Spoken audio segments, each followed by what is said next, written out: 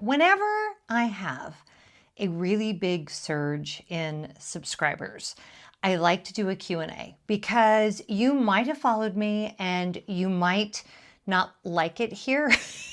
I mean, hopefully you're going to like it here, but you might find me to be different than you thought I was. I like people to know what they're getting into. I feel like that's fair. If you've actually subscribed, I feel like you've kind of, we're kind of connected. So I asked for questions.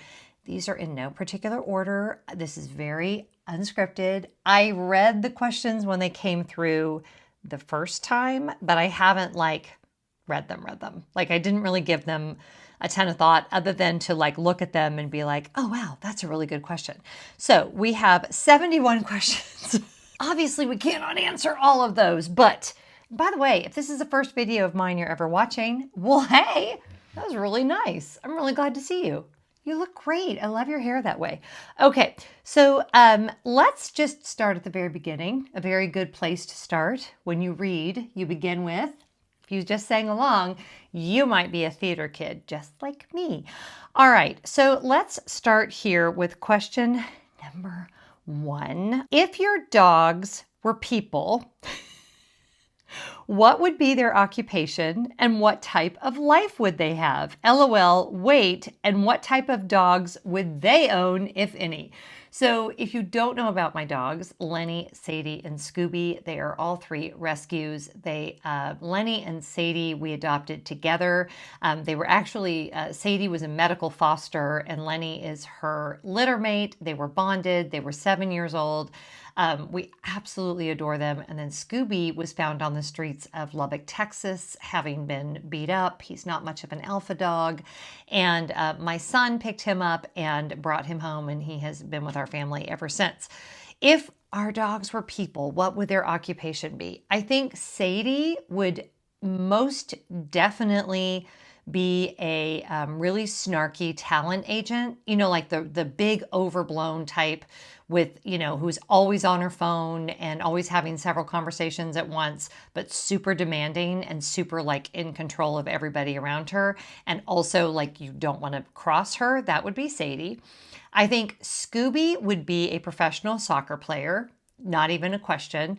And I think Lenny would probably be a kindergarten teacher, and I think he would rock it. As far as what types of dogs would they have, Sadie would not have a dog because she would find that highly annoying and she would be far too busy. Scooby would definitely have a teeny tiny Yorkie, like our sweet dog Walter. They were best friends, no question. Don't get me started talking about Walter or I'll cry. And Lenny would definitely have 8 dogs. Lenny would rescue dogs. So he would be a kindergarten teacher that rescues dogs. So there you go. That was a great question to start out on. Question number 2. Hi, Jen. Good morning. Well, good morning. I hope you're doing okay during these crazy times. We are hoping to book a quick getaway on the Dream in May. That's a Disney ship, in case you don't know. First time on her, so excited. Question. Do you have any opposite views family, and how have you handled that? Me and my husband are the only liberals in our family. We struggle every day with that and how they voted to take our marriage and rights away. So first of all, yes, I do. And that brings up a really good thing you need to know about me. If you're new to my channel, I am always going to stand up for LGBTQ rights. I have a son who is gay, and that is a huge part of how I show up in the world, the decisions that I make. I am always going to be all about pride and supporting the trans community and the gay community, and that is just who I am as a human being. Having said that, do I have family members that have a different point of view? I do, and you have to kind of pick your battles. Family members who are intolerant of the way my child was born are out. If you are intolerant of that, you have no place in my life. If you are tolerant and loving, and maybe you're not quite as far along or where I would like to see you be on issues of gay rights, we can find a place to communicate there. But intolerant, never. And I think we have to be very careful that sometimes we make choices. And everybody's choice is going to be different. And for some of you, You may have someone in your family, and I happen to know that Chris is a member of the LGBTQ plus community. Okay, so for him, that's going to be very different than for someone else. You have to pick the hills that you want to die on and how that person is engaging with you. To me, if that person, if they're not on the same page as you, but they're willing to live and let live, and they don't bring it up at every holiday, and they don't make it a big sticking point, and they're still kind and loving, maybe we can still be at Thanksgiving. Not going to be our best friend, right? But maybe we can still be at Thanksgiving. If they, however, are poking the bear every time they see you, and they are combative, and they are argumentative, and they cannot help themselves from bringing it up, and they're basically making your life miserable when you're around them, that's a what do I want to say? Swipe or no swiping. Like that's a no. We're not doing that. So to me, it's such an individual thing. If they still love you and they still are kind and loving to you and to your partner, then to me, you're bringing an education to them. And it could be that by proximity, they will change their mind. If they're hateful and intolerant and vocal and annoying, then we're done. Yay! Okay, hopefully that helped. And every situation is different. Who am I? I'm just a woman on the internet. But I have navigated a lot of these situations, and it's very much on an individual basis. But if you are feeling like you are not finding any joy in the relationship and it's just constantly a struggle, I think we just turn down the invitations. And if they want to know why, they'll ask. And odds are they're not going to ask. Okay. Rachel asked, you're a trusted adult. How do I buy a home in this economy? Oh, Rachel, this is a constant source of pain. We want to help our kids get into a house. I don't know. And I'm trying to help one of my kids in particular navigate this right now. The housing situation has gone berserk. People have lost their minds. The cost of homes has just gotten so unattainable.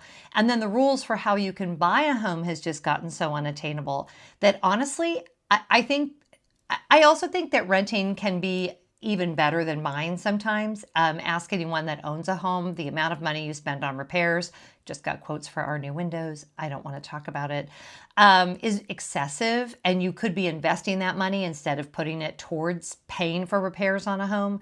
But something's got to give in the market. So I do want to say, when Scott and I were buying a home, I will never be one of those 50-somethings that's like, well, when it was my age, we just scrapped and saved and pulled ourselves up by our bootstraps. I don't know what that voice was, but that's never going to be me because we bought our first house for $250,000. We put $20,000 down because we got a really great loan.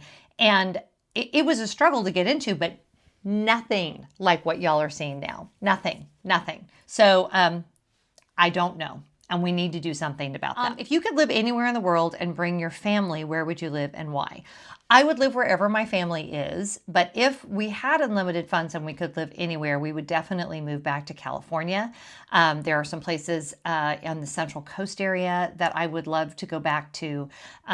It's not practical for us right now, but yeah, I would love to live on the Central Coast of California.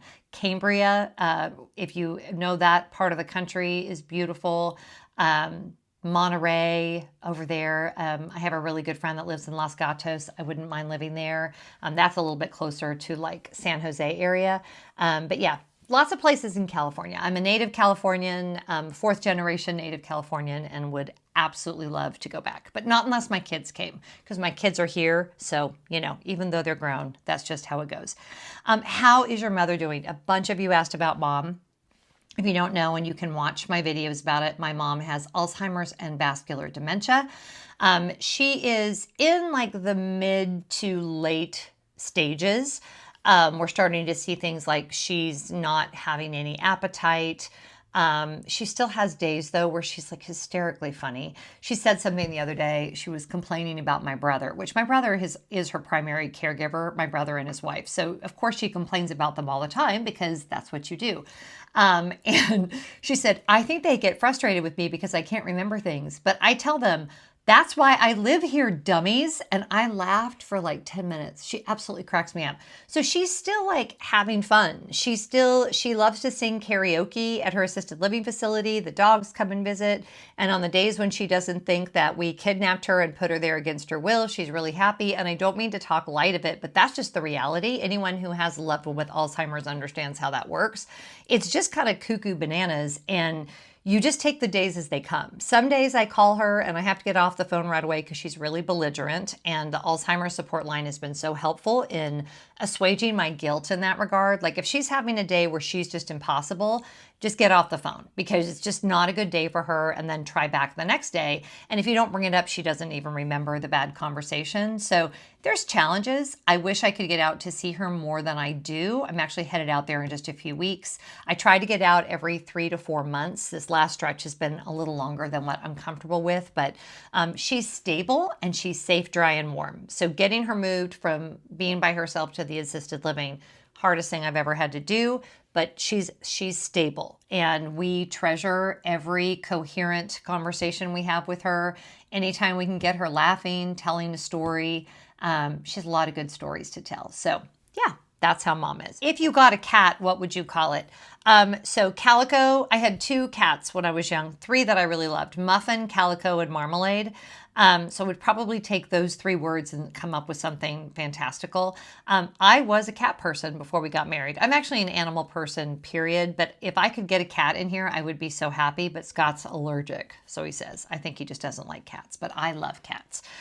So yeah. Muffin was my favorite. Maybe Calico was my favorite. It's not very creative naming a cat Calico. That was a calico cat, but you know. What are your favorite countries to visit or best vacations you have taken either with your family or solo? And then are you planning on going to Epic Universal?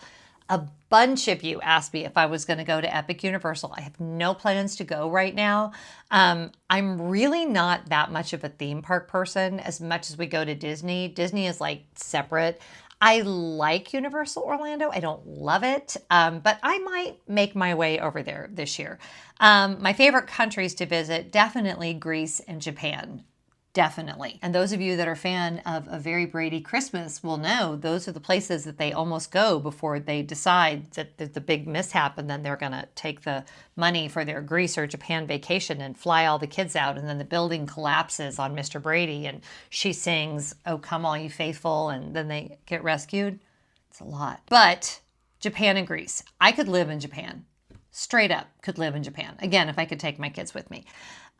Absolutely love. I want to go back there so bad. And I'm going back to Greece in just 2 weeks. So very excited about that. Yamas, if you would prefer. I like that. The wireless microphone you use on your videos, where did you get it from? I will link it in the description box of this video. The brand is called Hollyland, and this is the Lark 2. And somebody asked about how my Amazon journey was going, so this is a good tie-in. I didn't answer that. I have not ordered anything from Amazon since January. We still have our Prime membership because we paid for a year, but I haven't ordered anything since January. So I will list another source to find this. The way it comes is there's a little receiver that just goes directly into your phone, and then there's these little lapel mics that come out. Hopefully that didn't screw up the sound just now when I did that, but I have one of them on me right now, and it comes with little stickers, which I love. The only issue with this microphone is when you put these parts away, make sure you've put it away so that it's charging. More than once, I have put it in and not made sure I could see that little green light and then gone to use it, and it has not had a charge. So that's the only thing I would say. But for the price, I think it was like around $100. I have been thrilled. It's very portable, nothing to worry about. I don't have to charge anything external other than the actual case, which charges with the USB-C. Love it. So there you go. Hey, Jen, longtime fan. Any general advice, words of wisdom for a young 20-something-year-old? First of all, I love when I have younger viewers. There are a lot of you, and you chat with me in DMs and you comment on videos. As a mom of 20-somethings, that means the world to me. So I will tell you what I tell my own children. Keep your head moving forward. Take the hits as they come, and remember that you have a 100% success rate for surviving hard days, okay? You are much smarter and more resourced than you think you are, and you are going to get through this season. Whether that's you can't figure out a career, or you're struggling with relationships, or you're struggling with your finances. No one tells you this when you're really young, but the game is not getting to a successful life, okay? The game is surviving through all of the hard things that life throws you. And then every once in a while, in between the hard things, you'll get this season that's just so much fun you can hardly stand it. And when that happens, lean in with everything you got, take it all in, roll around in it like a pig in the mud, because there will be another challenging time just around the river bend. There is no happily ever after, or I actually should say there are many, many, many happily ever afters. And so you got quest after quest after quest, right? It's just like a video game. You are up for the challenge. And what will make you who you are is what you do when the challenges come and how you move forward. I have so much faith in your ability to do so. So go out and make huge mistakes and have a beautiful, beautiful life. Whew! Love my kids so much. Love you guys so much. There we go. Hi, Jen. Okay, I already did that one. Hi, Jen. Going on the Fantasy on my first Mediterranean cruise in June. I know you mentioned also going on the Fantasy in June. Which itinerary will you be going on? Well, I don't give specifics of my travel until I'm like traveling for obvious reasons. I can tell you that it is probably the same itinerary that you are on. And if you see me, make sure you say hi. One of my pet peeves, not like I'm mad about it, but I hate when I get home, it's inevitable that I get a DM from someone who says, hey, I saw you on the cruise ship and I didn't say hi because you were with your friends and I didn't want to bother you. Please say hi. Please, please, please, please say hi. That's all I'm going to say about that. When brands reach out to offer products and have you recommend them, do they reach out as a person saying they're with the company and to reach out to them, the company, on a different platform? I've been getting a few of these messages of late since I started posting more on my business Instagram, and I don't want to be scammed. Yes, and don't do that. I respond only to emails. So if someone reaches out to me through Instagram, and that has happened, a brand has reached out through Instagram, always say, please email me, and here is my business email. And then the other thing you want to do is click on where the email is coming from. Because if it's actually, I don't know, what's a brand? Nike, it's not going to come from a Gmail account or some weird international account. I don't care how professional it looks, check what the email says. If they're actually from the company, it will be like, from Riley at, and then the name of the company, Riley at Nike.com or whatever. It will not be some random address. And I never, ever, ever talk business with a company over social media. It's just not secure. And yes, you can get scammed. There's a lot of scams out there. So please be very, very careful with that. Hi, Jen. Wondering if you are going to do another Patreon cruise. Yes, we are already in the very early planning stages, probably in the spring of next year. So if joining us for a cruise is something you're interested in, make sure you join us on Patreon, patreon.com/JenLaForge. I only have one tier, and that is $7. And you also get monthly live streams. I do blog posts. We have a great little community chat over there, and I'd love to see you over there. Do you have an unpopular opinion about a well-known, loved destination? And if so, why? Do I have an unpopular opinion about a well-known, well-loved destination? I think Disney World is horrifically overpriced. I think that maybe is not that unpopular of an opinion. I think the food is overpriced. I think the hotels are overpriced. I think the customer service has gone down so much over the years, and yet they're charging more than they ever have. If the customer service had stayed the same, I would be inclined not to think that. But when you're looking at deluxe hotels charging $800 and $900 a night, that's absurd. We keep going because we are Disney Vacation Club members, so we own a timeshare. I buy an annual pass because of the channel and because I can go and do all of that. And yes, I can write off my annual pass. But yeah, it's overpriced. And I don't know how, like if our kids were still young and we were going, we would not be able to afford it. So I don't know that that's that unpopular, but they need to do something about that. Okay, this is a good one. Would you ever move from the USA, obviously with the dogs, sending you motivational wishes? I enjoy your posts. Thank you so much. Yes, I would move to another country, but not if my children were still in the US. I mean, we might buy like a second property, but my boys are in their 20s. I'm very committed to, I heard a parenting expert once say that when your kids are in your 20s, you move from management to consulting. I'm very invested in being here for them and being able to consult them and see them and be in their lives and know their partners and all of that. So I would not leave while my children are still here. Having said that, should this become an unsafe place for my children, because I was concerned about rights and things like that, Scott and I would go ahead and purchase something and we would send for them. I have thought through that scenario, unfortunately, which is crazy that I'm saying that, but it's something you think about, you know? So there you go. Hi, what shoes, sandals do you normally wear with your skirts or dresses? So I just bought, I'm going to do a whole footwear video, I think, because I have not talked enough about footwear, and it's actually something I'm really bad at, but I just bought some Taos sandals that I love. I love the brand Cariumas. It's a Brazilian brand, hoping tariffs don't affect them too much. It's a very sustainable brand. They plant a tree in the rainforest every time you buy a pair of their shoes. Wildly comfortable, and they look super cute with shorts, skirts, pants, dresses, the whole thing. Yeah, I think I'll do a whole shoe video. That's a really good call. How has your autoimmune thyroid journey been lately? So I have Hashimoto's hypothyroidism, for those of you that don't know. It's been okay. I just got through with a flare-up, which I was not thrilled about. When I get a flare-up with my Hashimoto's, and I did a whole video about it. I'll put a link to it up here. It was over on my old channel, but the same stuff still applies. I get swollen lymph nodes all over my body and unbelievable fatigue. Sometimes I get a rash. It's kind of awful. I have done a good enough job of like self-care and supplements and all of that has lessened greatly over the years. But I just had a really bad one and it was not great. It's one of the reasons I was kind of unmotivated this week. So I actually have an appointment with my OBGYN tomorrow, and that's one of the things that we're going to talk about.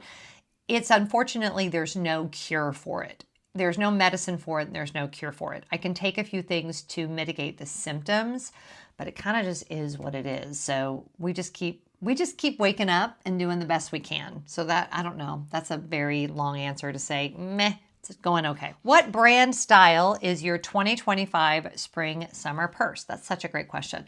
And actually, I want to do a handbag video too. I wonder if I should do like an accessories video. Would y'all like that? Comment below if y'all would like that, where I could talk about like my current handbags and my current shoes that I'm loving. I really love my Gucci bag that Scott got me for Christmas. I've been using that quite a bit.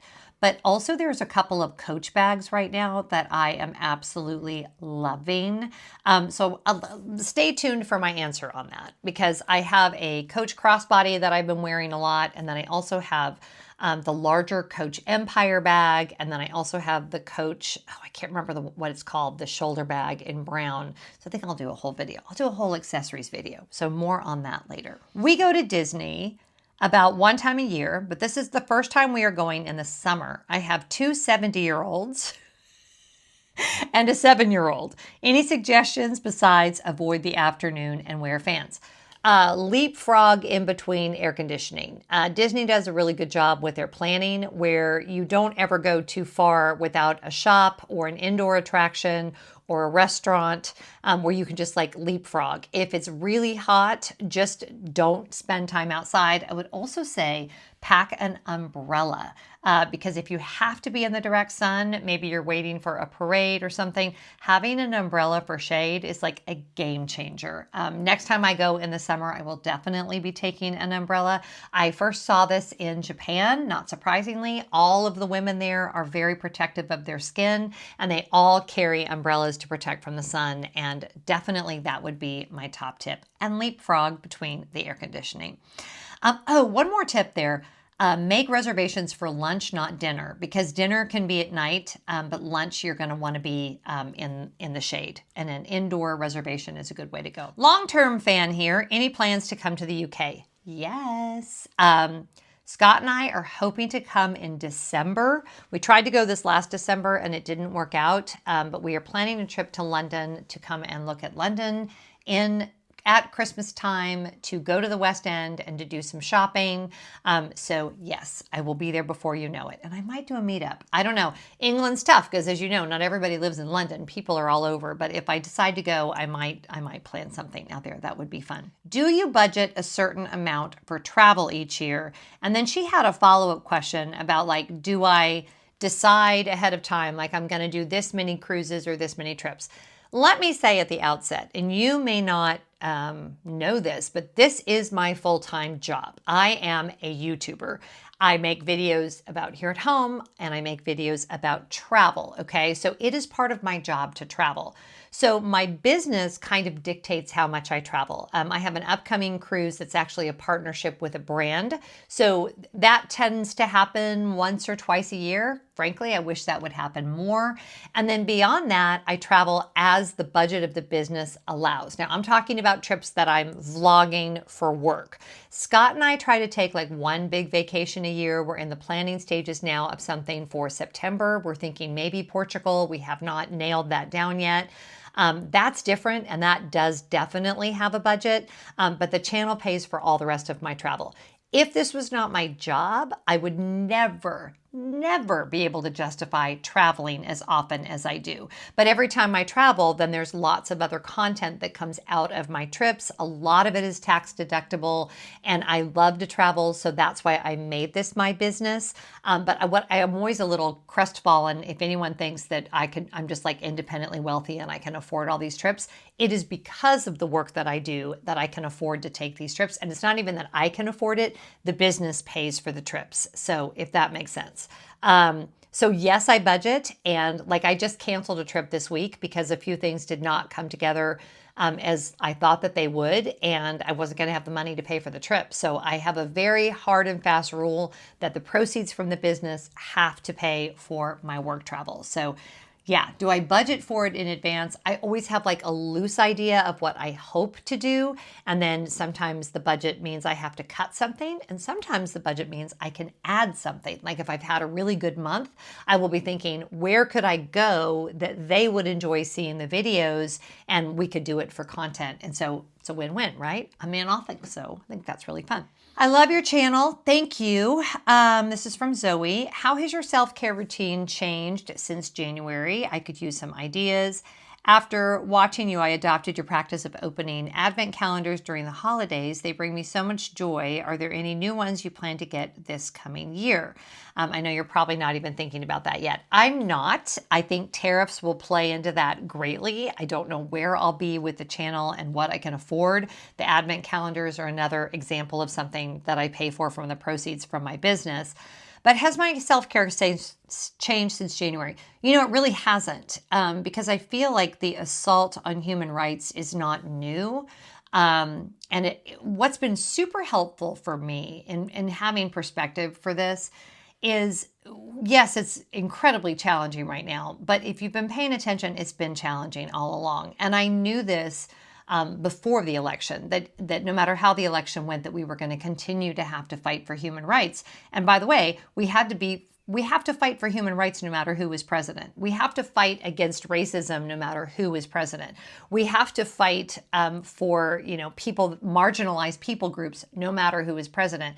And I am very fortunate that I have many friends that are further along than I am, that are either not white or are in the gay community or both. And they are always really great to hold my hand and be like, hi, this is the way it is. So you have to kind of settle in to this each day when I wake up. What do I have to contribute to the resistance? And what days do I need to take a step back and have joy be my form of resistance, right? Because I still have to live a life, because these years are going to go by, y'all. And I want you to still be finding joy and still be making memories and still be taking vacations and still be enjoying your garden and still be petting your dogs. We have to continue to move forward. And the years are going to go by, and I don't want any of us to look back when this time period is over and feel like we wasted it just being angsty. That's no way to live. So pick your battles, figure out what your piece is. Maybe for you, it's taking meals to your neighbor whose social services have been cut. Maybe for you, it's, sending a food gift card to we have a lot of employees from the CDC in our neighborhood that have been laid off. Maybe you want to take them a meal. Maybe you want to send them a gift card. What is within your little circle? How can you locally and in your own community make the world a better place? Because is crazy making, this world always has been. And you gotta find your space and you gotta find your joy.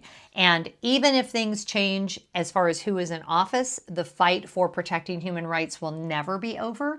I will still be saying things and speaking out against things with my last breath in my body. So settle in is what I would say. Settle in, take your breaks. It's a marathon, not a sprint. And someone said recently it's actually a relay because we can tap each other in and out as we have energy. So I hope that's helpful. Heading to the Netherlands in a week and wondering how an American will be treated. I feel like I will have to preemptively apologize. Okay, you will not. I have traveled all over the world. I will let you know when I get back from this trip if I feel like anything has changed in that regard. But number one, people are very polite. And number two, if you think about any time you've had an interaction with someone that comes from another country where maybe there are troubles going on with its government, have you ever associated that individual human being with their government? I haven't, and I never would. If anything, I feel great empathy for them because I think by and large, the people in a country are not a result of the government. So I would never assume that about someone. So I'm assuming they're not assuming that about me. Now, if you go over there and you act, like people can act, they're probably going to make assumptions about you. But by and large, especially in Europe, they're going to keep that to themselves, especially in the Netherlands. Nobody's going to call you out. That would just be very, and if they did, and if you're asked questions, you need to be willing to answer them. But I would be very shocked if when I'm in Europe, I feel any kind of a way at all. I'm not anticipating that. I've never felt that in the past. So we'll see what happens. Hi from the UK. Do you have any plans for a trip with Adam again? Your cruise was such a fun watch. Yes. She is speaking about my friend Adam Hatton. We travel together as often as we can, and we do have a trip coming up together, but I'm not going to give any details about that. But the answer is yes. Hi, Jen. I don't think I've ever heard you address a question like this. When traveling solo, do you carry and or use any type of portable door jamb locks or stoppers? If not, do you rely on the old chair under the doorknob? So I think this has been highly inflated on videos. I do put, if I have a connecting door, I usually will put a chair under the connecting door. I try to not get a connecting room. And then I will either push my big suitcase or something. The only thing I get fearful of is that someone would break in and I wouldn't hear them. But by and large, I feel like I get questions all the time about, aren't you nervous about this, that, or the other thing with security with traveling? I just feel like, there's crime everywhere. There's crime in my town. I'm in the city a lot. Well, not a lot. Let's be honest, Jen. You're mostly out here in the suburbs. Sometimes I'm in the city. So being in a big city is being in a big city. I don't think it's any different whether it's Atlanta, Paris, Italy. You got to have your wits about you. And I have a great deal of confidence when I travel. And I think that makes me not a prime victim, or I shouldn't say prime victim. It makes me not a mark, if that makes sense. But when I'm sleeping in a hotel room, I will normally at least push my luggage in front of the door, put a chair in front of the door, just something so I could hear them. But no, I don't travel with any special locks or anything. We are getting portable carbon monoxide detectors, one for me and one for Scott, the kind that plug into the wall. And if you didn't hear, there was some tourists in Jamaica that all died in their hotel room from carbon monoxide poisoning. So we will both be traveling with those. We haven't gotten them yet, but we will be traveling with those very soon. Did you travel a lot when your kids were young? If so, where was your favorite family trip and what's your best tip on traveling with children? We traveled with our kids a ton. And I think my best tip would be travel with your kids a ton. Our kids have traveled all over the world. We traveled with them constantly. Of course, with Scott and the airlines, we were always hopping on an airplane, either for fun or to visit family or whatever. My kids know how to travel. I think the more you travel, the more comfortable your kids will be with traveling. And travel doesn't just expand their like experience practically. It also expands their mind because they see people that don't live like them or look like them or speak like them. And they learn that besides that, which is a very tiny part of a person, they're very much like they are. That kids like to do the same thing pretty much no matter where they live. That moms and dads pretty much no matter where they live just want to put a roof over their kids' heads and give them an education. That people are kind all over the world. That the world is not a place to be afraid of. We gave that to our kids. We instilled that in them. And as a result, they all travel all over. They feel comfortable with people from all over the world. They don't have fears or hangups about people that are not from where they live. And it's just so broadening. So I think if there's anything that you want to do with your money, if you have any extra money at all, spend it there. Spend it on travel. Spend it on expanding their world and what they see. My kids look at this entire world as one big thing and a one big community. And that is because we gave them so much travel experience. And that just means the world to me. It broadens their minds. And I think it's the best gift that you can give them. Okay, I'm going to end there. Thank you so much for your incredibly thoughtful questions. If you're still subscribed after all of that, I want you to know this is a safe space. This is even a safe space if you don't agree with me. I'm still very grateful to have you here. You are welcome to be here as long as you're kind. And that really is the name of the game, right? We want to be kind and loving under any circumstances. And whatever you're doing today, I hope you're finding joy. Make sure you subscribe. Make sure you turn on those bell notifications. Join Patreon if you're so inclined. And I will see you in the next video. Bye. This was a fun one. That was really fun.